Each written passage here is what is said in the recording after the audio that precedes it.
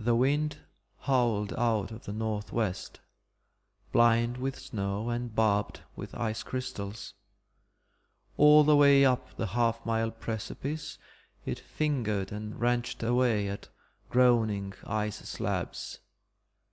It screamed over the top, whirled snow in a dervish dance around the hollow there, piled snow into the long furrow, plowed ruler straight through streamlined hummocks of snow. The sun glinted on black rock glazed by ice, chasms and ridges and bridges of ice. It lit the snow slope to a frozen glare, penciled black shadow down the long furrow, and flashed at the furrow's end on a thing of metal and plastics, an artifact thrown down in the dead wilderness. Nothing grew, nothing flew, nothing walked, nothing talked. But the thing in the hollow was stirring in stiff jerks like a snake with its back broken or a clockwork toy running down. When the movement stopped, there was a click and a strange sound began. Thin, scratchy, inaudible more than a yard away, wary but still cocky, there leaked from the shape in the hollow the sound of a human voice. "I have tried my hands and arms, and they seem to work," it began. "I've wiggled my toes with entire success. It's well on the cards that I'm all in one piece and not broken up at all, though I don't see how it could happen. Right now I don't feel like struggling up and finding out. I'm fine where I am. I'll just lie here for a while and relax and get some of the story on tape. This suit's got a built-in recorder. I might as well use it. That way, even if I'm not as well as I feel, I'll leave a message. You probably know we're back and wonder what went wrong. I suppose I'm in a state of shock. That's why I can't seem to get up. Who wouldn't be shocked after luck like that? I've always been lucky, I guess. Luck got me a place in the Whale. Sure, I'm a good astronomer, but so are lots of other guys. If I were 10 years older, it would have been an honor. Being picked for the first long jump in the first starship ever. At my age, it was luck. You'll want to know if the ship worked. Well, she did. Went like a bomb. We got lined up between Earth and Mars, you remember, and James pushed the button marked jump. Took his finger off the button, and there we were, Alpha Centauri. 2 months later your time, 1 second later by us. We covered our whole survey assignment like that, smooth as a pint of old and mild, which right now I could certainly use. Better yet would be a pint of hot black coffee with sugar in. Failing that, I could even go for a long drink of cold water. There was never anything wrong with the Whale till right at the end, and even then I doubt if it was the ship itself that fouled things up. That was some survey assignment. We astronomers really lived. Wait till you see, but of course you won't. I could weep when I think of those miles of lovely color film all gone up in smoke. I'm shocked, all right. I never said who I was.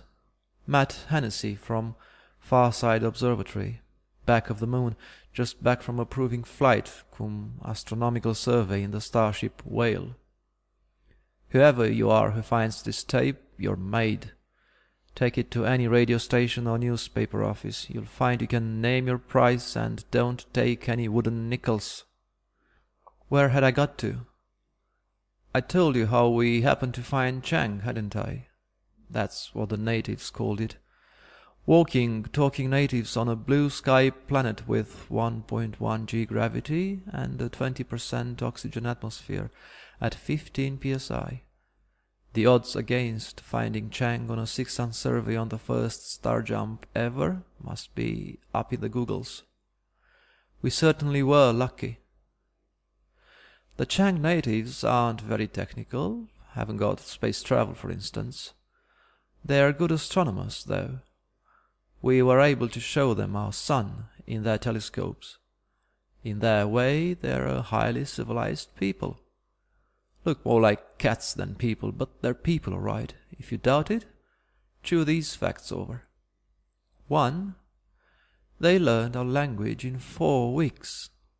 When I say they, I mean a 10-man team of them. 2.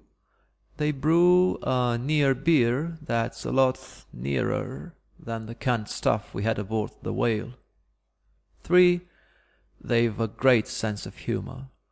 Ran rather to silly practical jokes, but still, can't say I care for that hot foot and belly laugh stuff myself, but tastes differ. 4. The 10-man language team also learned chess and table tennis. But why go on? People who talk English, drink beer, like jokes and beat me at chess or table tennis are people for my money, even if they look like tigers in trousers. It was funny the way they won all the time at table tennis. They certainly weren't so hot at it. Maybe that 10% extra gravity put us off our strokes. As for chess, Sven Love was our champion. He won sometimes. The rest of us seemed to lose whichever Qingxi we played. There again, it wasn't so much that they were good. How could they be in the time? It was more than we all seemed to make silly mistakes when we played them, and that's fatal in chess. Of course, it's a screwy situation playing chess with something that grows its own fur coat, has yellow eyes 1.5 inches long, and long white whiskers. Could you have kept your mind on the game? And don't think I fell victim to their feline charm. The children were pets, but you didn't feel like patting the adults on their big grinning heads. Personally, I didn't like the one I knew best. He was called, well, we called him Charlie, and he was the ethnologist, ambassador, contact man, or whatever you like to call him, who came back with us. Why I disliked him was because he was always trying to get the edge on you. All the time he had to be top.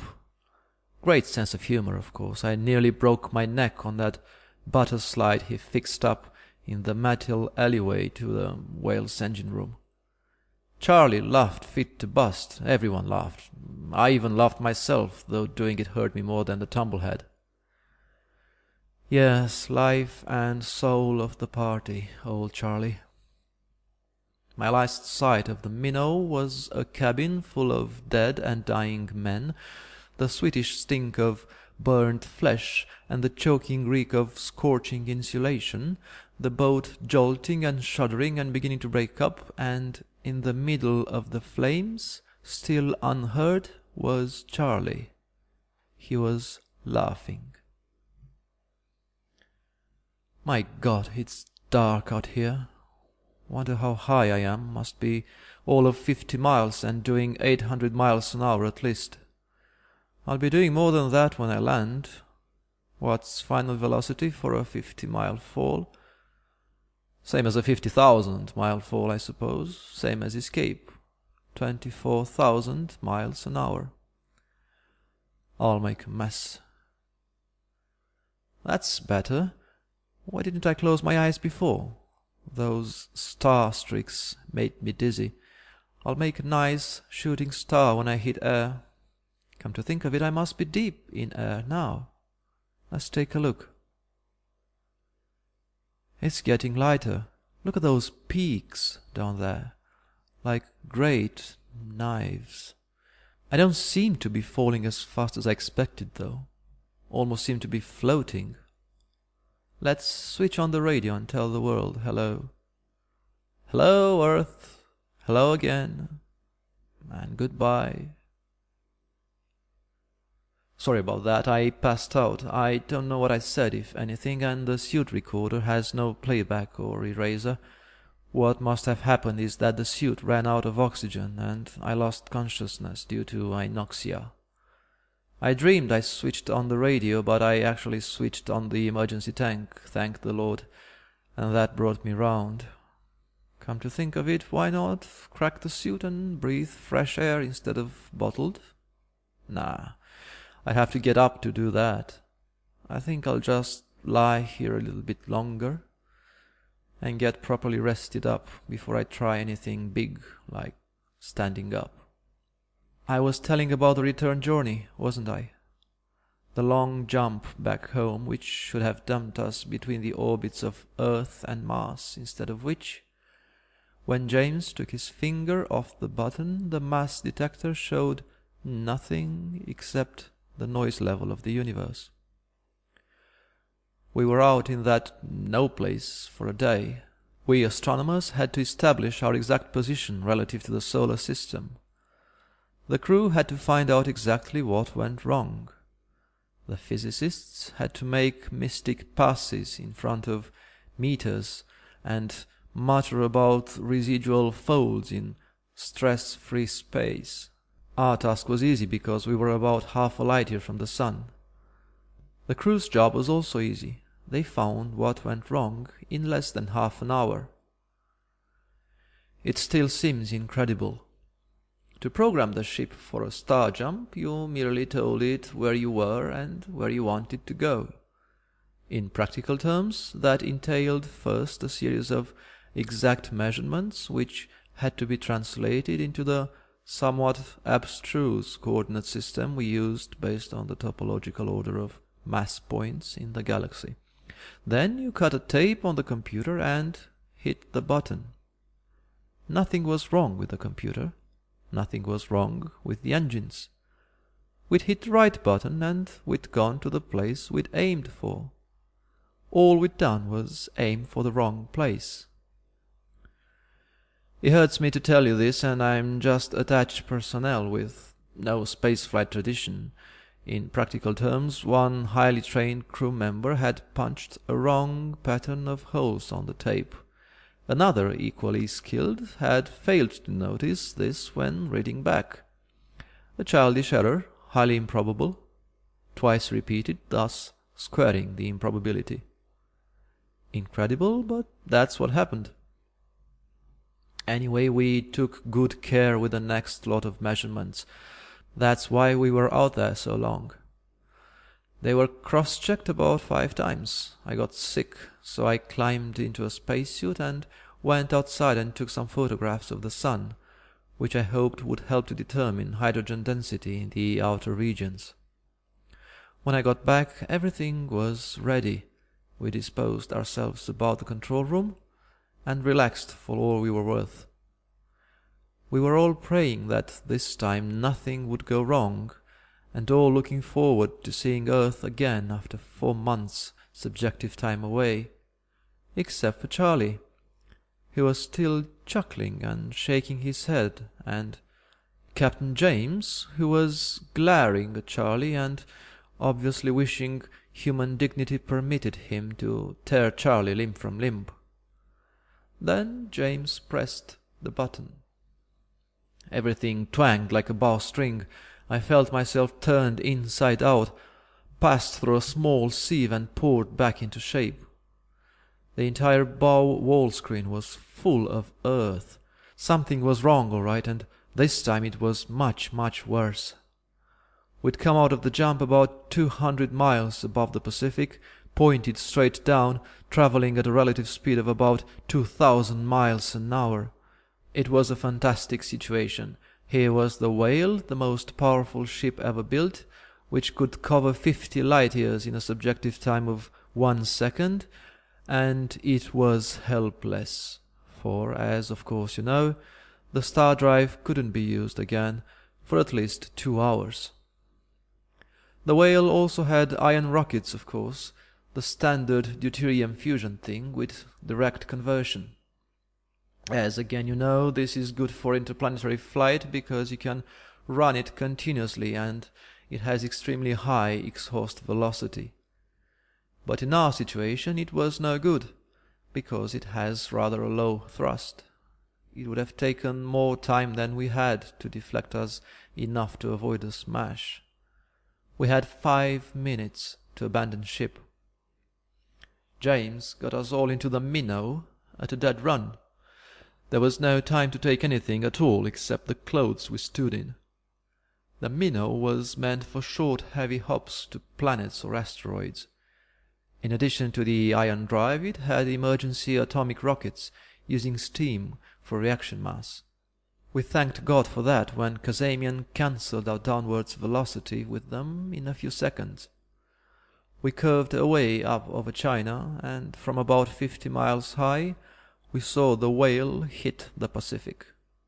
600 tons of mass at well over 2,000 miles an hour make an almighty splash. By now you'll have divers down, but I doubt they'll salvage much you can use. I wonder why James went down with the ship, as the saying is. Not that it made any difference. It must have broken his heart to know that his lovely ship was getting the chopper.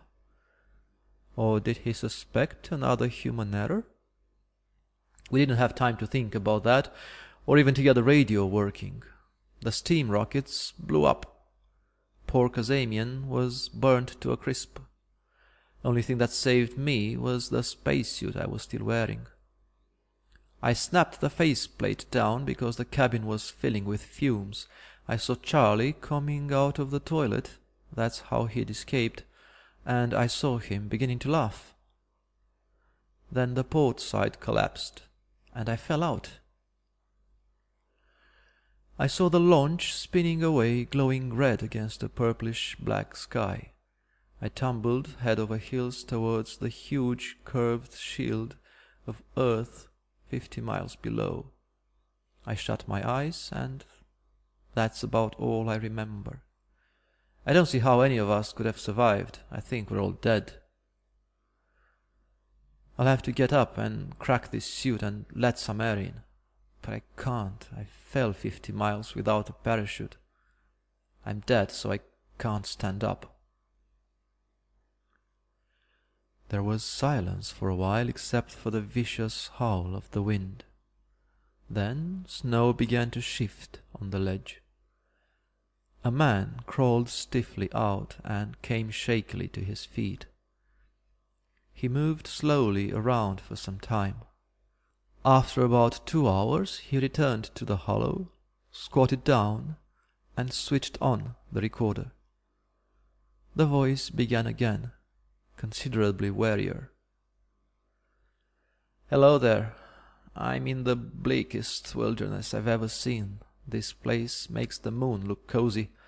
There's precipice around me every way but one, and that's up. So it's up I'll have to go till I find a way to go down. I've been chewing snow to quench my thirst, but I could eat a horse." I picked up a shortwave broadcast on my suit, but couldn't understand a word. Not English, nor French, and there I stick. Listened to it for 15 minutes just to hear a human voice again. I haven't much hope of reaching anyone with my 5 milliwatt suit transmitter, but I'll keep trying. Just before I start the climb, there are 2 things I want to get on tape. The first is how I got here. I've remembered something from my military training when I did some parachute jumps. Terminal velocity for a human body falling through air is about 120 miles per hour. Falling 50 miles is no worse than falling 500 feet. You'd be lucky to live through a 500-foot fall, true, but I've been lucky. The suit is bulky but light and probably slowed my fall. I hit a 60-mile-an-hour updraft this side of the mountain, skidded downhill through about half a mile of snow, and fetched up in a drift. The suit is part worn but still operational. I'm fine. The second thing I want to say is about the Qing Sea, and here it is. Watch out for them. Those jokers are dangerous. I'm not telling how, because I've got a scientific reputation to watch. You'll have to figure it out for yourselves. Here are the clues. 1. The Chingsi talk and laugh, but after all they aren't human. On an alien world 100 light years away, why shouldn't alien talents develop? A talent that's so uncertain and rudimentary here that most people don't believe it might be highly developed out there. 2. The whale expedition did fine till it found Chang. Then it hit a seam of bad luck. Real stinking bad luck that went on and on till it looks fishy. We lost the ship, we lost the launch, all but one of us lost our lives. We couldn't even win a game of ping pong. So, what is luck, good or bad? Scientifically speaking, future chance events are by definition chance. They can turn out favorable or not. When a preponderance of chance events has occurred unfavorably, you've got bad luck. It's a fancy name for a lot of chance results that didn't go your way. But the gambler defines it differently.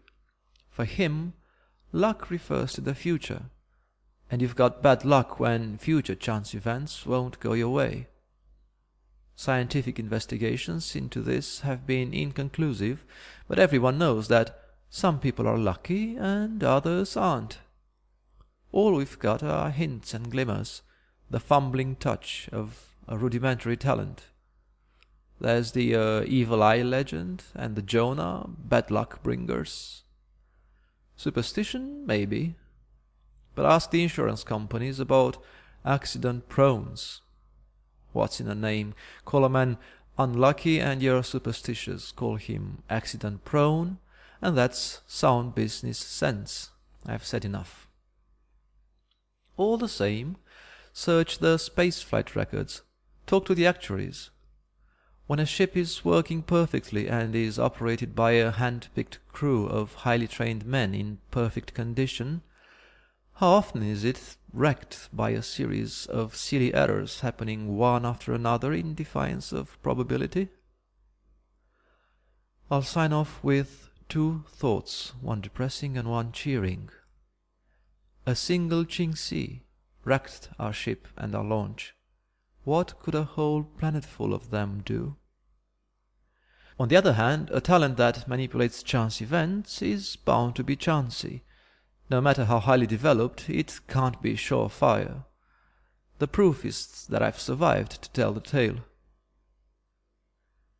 At 20 below zero and 50 miles an hour, the wind ravaged the mountain. Peering through his polarized visor at the white waste and the snow-filled air howling over it, sliding and stumbling with every step on a slope that got gradually steeper and seemed to go on forever, Matt Hennessy began to inch his way up the north face of Mount Everest.